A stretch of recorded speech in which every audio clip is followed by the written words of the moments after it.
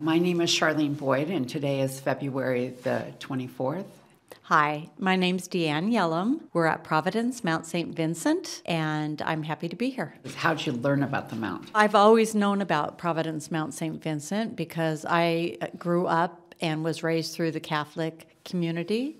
I attended St. Edward in Columbia City. So every Sunday going to church, we talked about Providence. And so I grew up knowing about Providence. However, I didn't really get to know about Providence until I had a need with my parents. And my dad had Parkinson's, and my mom knew that she needed to make sure he was in a safe place. About a month after my dad came here to live, my mom, she took a fall and she came.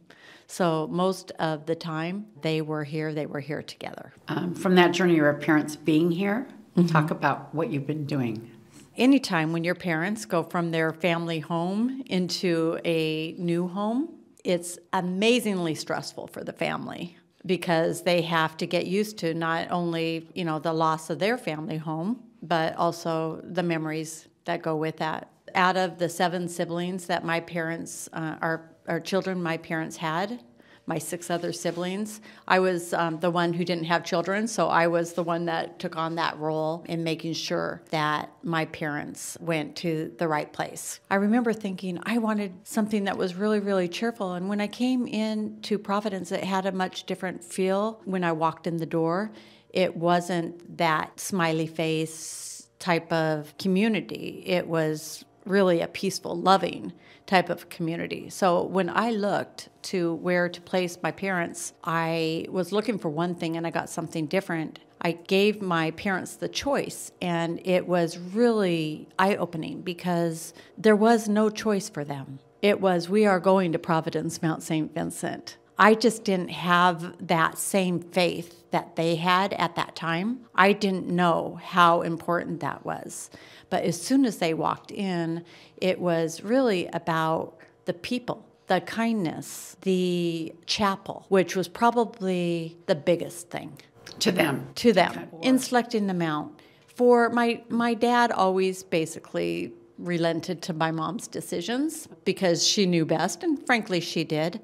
My mom was very much, throughout her life, her best friends and her all could have been nuns because they were probably better Christians and humans than anyone else I have ever met in my life. So it was just really a natural transition for her. But she told me what we were doing. I thought I had a say, but I really didn't have a say. So what I did was, it was such a gift to me because what I did is it gave me more faith, because she was able to share with me the reasons why. It was very much spirituality, or spirituality, about people, about love, about care, about God, about the people, relationships. Keep in mind, she was, she attended grade school and got married and raised her children at St. Edward's Catholic Church. Everything that she did was really wrapped up in God and very much God-based. And so there was never a decision on where she was going. She knew where she was going.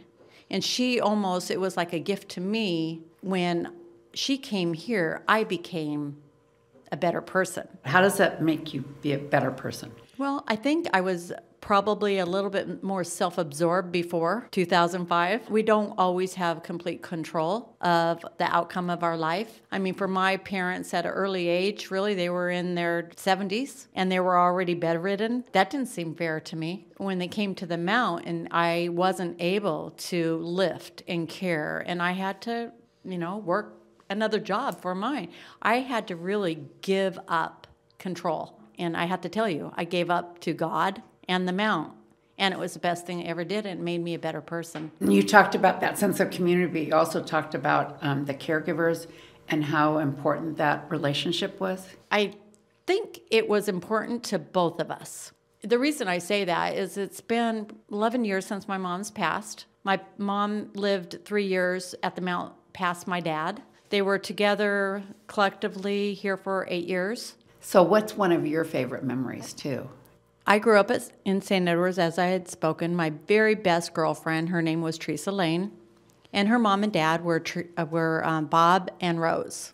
Teresa and I were just out of high school. Her brother got in a very, very bad accident. His name was Chips. You probably remember Chips. I certainly do. When Chips got in this serious accident and he was wheelchair bound and wasn't able to verbally speak, life changed. Well, Rose and Bob from St. Edward's, my parents' very good friends, they took care of him for, the first 10 years. He was in the house. He was bedridden, and they took everything they had, and they cared and loved that boy. Well, what happened was Bob died, and then Rose died. Now, that's when Chips Came to live at the Mount. Well, when my mom came to the Mount, she was wheelchair bound, not bed bound. Well, she would go to church every single day. One day I just came in. I would come in 2, 3, 4 times a week. I didn't just give my parents to the Mount. I was very, very active at the Mount. And I walked into the chapel one day and I saw a vision. It was my mom and Chips with my mom, and they were holding hands. I could cry right now, but I'm not going to. I was surprised, and, church was over and we went back to the room. And I said to Mom, I didn't know that you and Chips hung out. And she goes, yes, we go to church every day together. And I knew, and I had so much of a better understanding, is that the biggest gift that Providence Mount St. Vincent gave to my family was they allowed my mom to continue her purpose. And she had a good life here. So now let's talk about you. Well, professionally, I'm a mortgage loan officer in West Seattle. I have been in this community for 25, 30 years. There was a couple of years I moved to Alaska, and when I came back, I had a phone call from Molly Swain, and she said, Deanne, would you be on the board? What kind of board was that? This is the foundation board, Providence Mount St. Vincent Foundation Board. Well, first of all, I said, yes, I will, because I knew I could not give something back. But when I was asked to be on the board of the Mount, I thought that was probably the biggest honor that I could do in honoring my parents. I think that's the biggest gift I can do is continue that work. So when someone else's mom spends their last dollar, they don't come to Providence Mount St. Vincent to die. They come here to live. I can't thank you enough. Thank you. Oh, I'm going to start crying. So thank you.